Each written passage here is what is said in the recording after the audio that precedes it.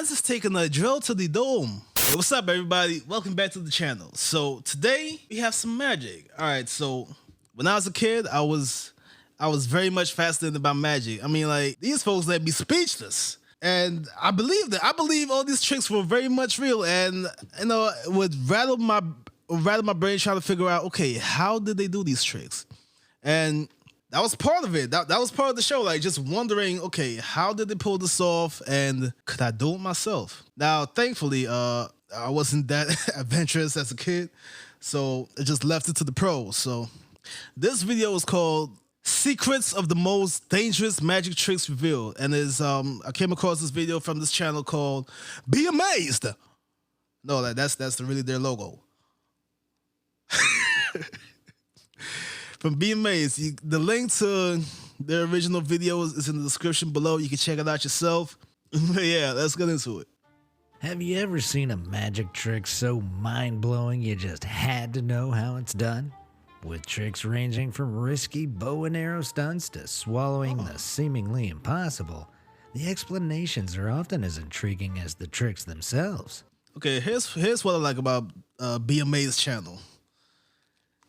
They hook you right at the beginning, because from the very start, I'm like, wait, hold on, wait. How did he do that trick?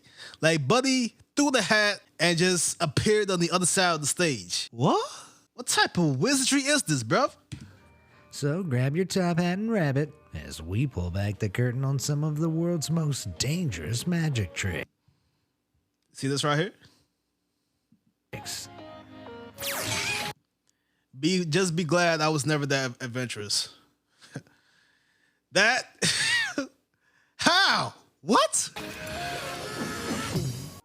Water torture escape. Oh my gosh. One of the most famous tricks of all time, the water torture escape trick has kept audiences on the edges of their seats since Harry Houdini debuted it in 1911.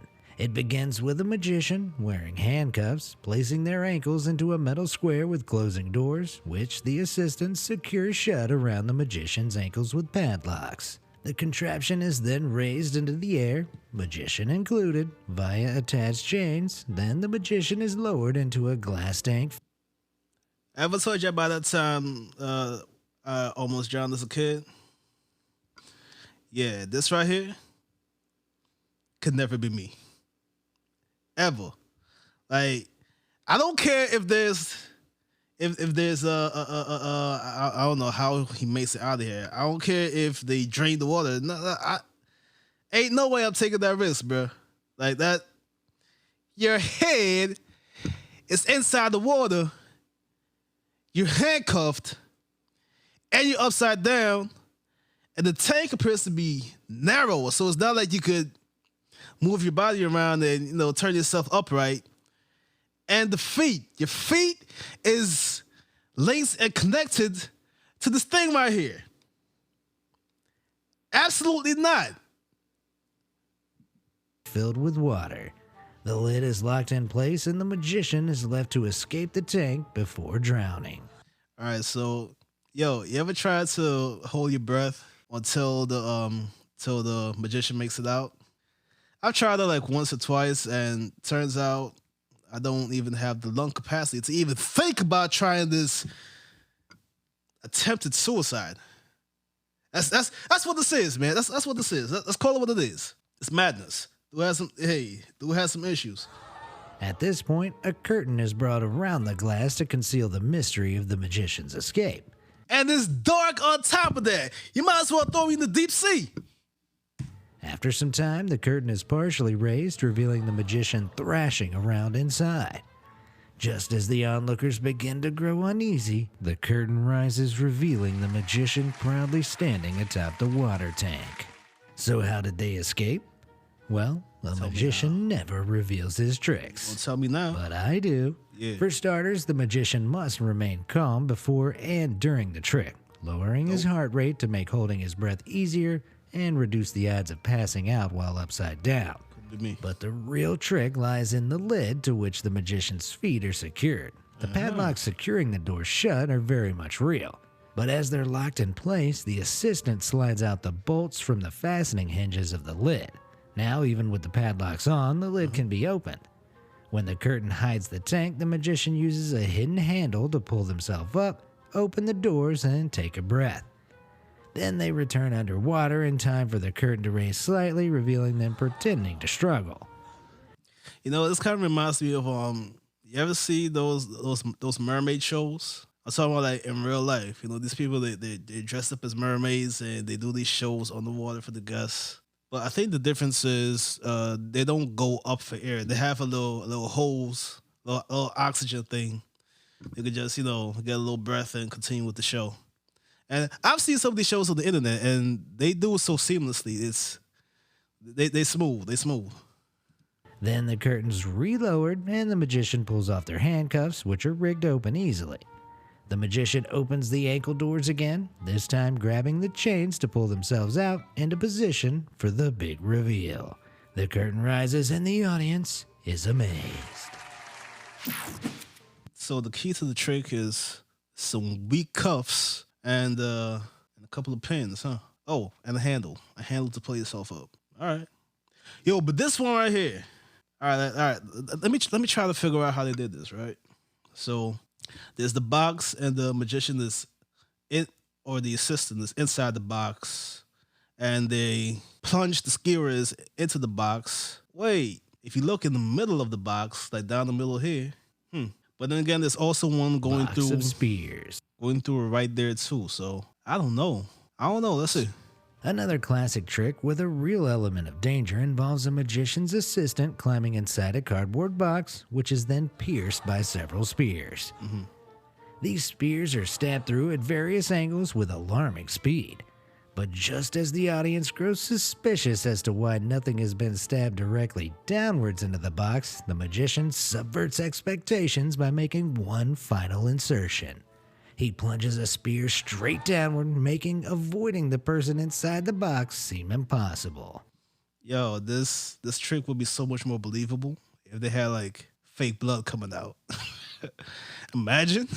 And the magician shoves the spear in, then all of a sudden you see blood coming out, and that would make an audience alarm. Like, wait, hold on, he actually stabbed this girl. And then the big reveal at the end, they're like, wait, hold on. See, a little bit of blood, man, a little bit of blood. Just think about it. But then the spears are removed, and the assistant emerges miraculously unharmed.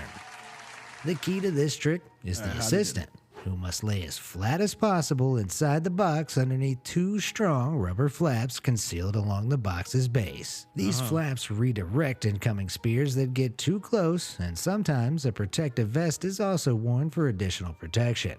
The final downward-driven spear is stabbed through the box slower than the others, giving the assistant time to flip onto their back and see where it's coming from. Then they can maneuver themselves to dodge it, or if absolutely necessary, subtly change its course. Finally, the assistant climbs out, and the box is opened up to reveal no trickery inside.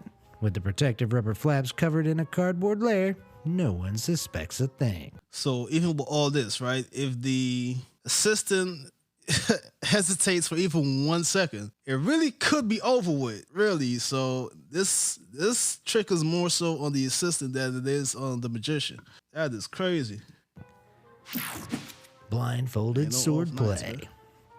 There are a few better tricks for keeping audiences on the edges of their seats than using a katana to chop a pineapple in half on top of someone's head, especially when the magician's blindfolded. Typically, this trick sees the magician wrapping several layers of white gauze over their eyes, followed by a wrapping of black tape, and finally metal foil. Then they have a volunteer stand in front of them, pineapple on head, put on a show of locating them by extra sensory powers, and then chop! Right on the mark, the pineapple is cut clean in half, without any decapitations. Okay, here's what I think. The magician puts on the gauze loosely, right? Well, not loose, tight, but loose enough to, to maneuver.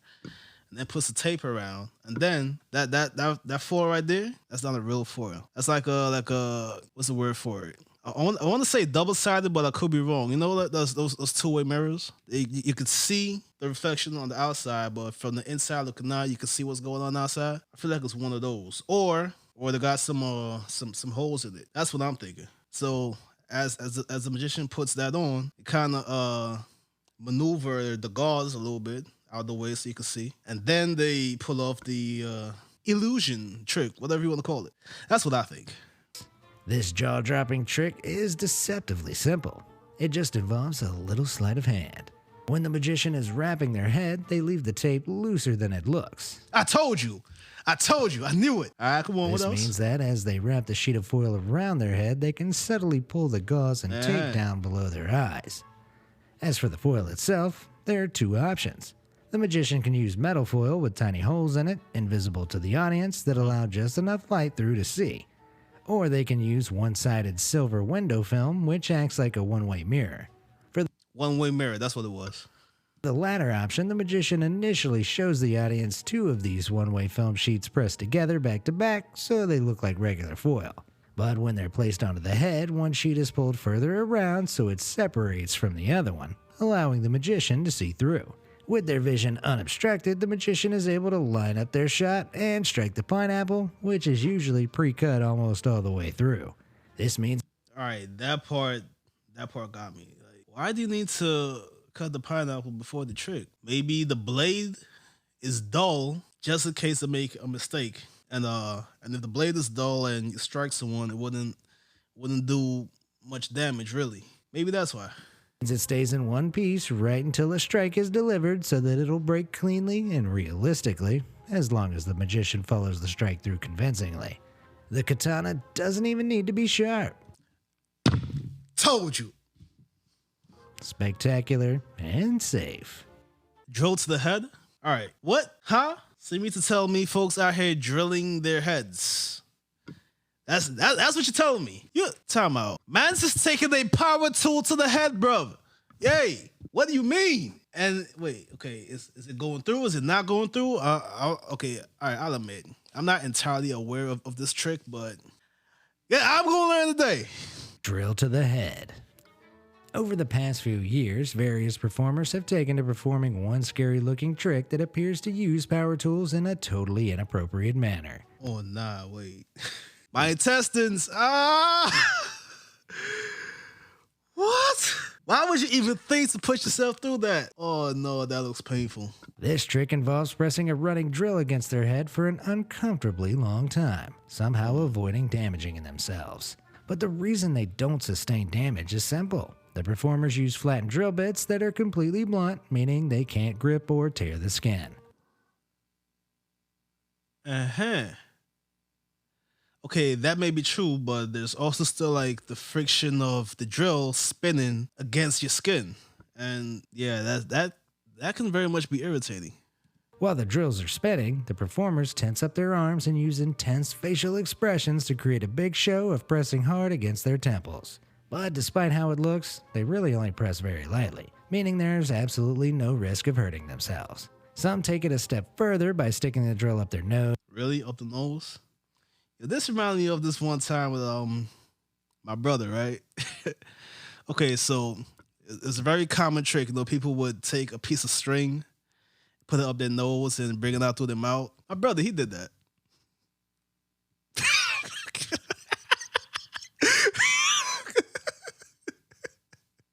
Remember that? You did. You shake your head no for, you did do it. Nose or down their throat, which unlike the rest of the act is actually mostly real. They use the same principles as sword swallowers to align their esophagus for smooth, safe movement. However, while the drill never actually spins during this more dangerous part of the trick, they usually accompany it with some sound effects to make sure it seems like it does. Yo, who's the first person to come up with this trick? I'm talking about like the sword swallowing trick, and then someone decided, that's not dangerous enough. Let me put a drill down there. Whose idea was this, and why? Who told you this was okay? But he saw some power tools and was like, Eureka! Like, what? Seems a little unnecessary, but maybe magicians are required to meet a minimum of deceptions per act the rest of us don't know about. Either way, it shouldn't need to be said, but even if you think your drill is a little blunt, don't try this one at home. Nah, no worries. No worries at all.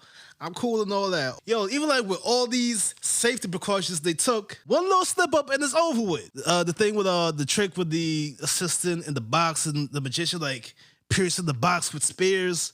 One little slip up, little mishap, and it's over with. This drill thing, pulling the drill down your esophagus and whatnot. Like you tilt at the wrong angle at any moment during this trick, it's over with. Imagine you got the drill on stage and you about to, drill your head, and turns out, oh, you forgot to swap out the real drill bit for the one that's flat. Yo, this is wild, bro. Like, what kind of person, like, what has to go on in your brain to decide to do these things? You think someone actually tried these tricks for real and like they didn't make it? I mean, I get it, it's all entertainment anyway, but golly, mine's just taking a drill to the dome. If you made it this far in the video, subscribe to the channel, press the... Yo, you hear me? I say, yo, subscribe to the channel, okay? Press the notification bell so you know when we upload a video again. You can share your own thoughts and comments and opinions and whatnot in the comment section below. And please subscribe to the channel. I feel like I said it already. Share the channel. Share the video. I appreciate that. It helps with the YouTube algorithms and whatnot. And yeah, thanks for watching. And the link to Be Amazed original video, that's really their logo. That is crazy.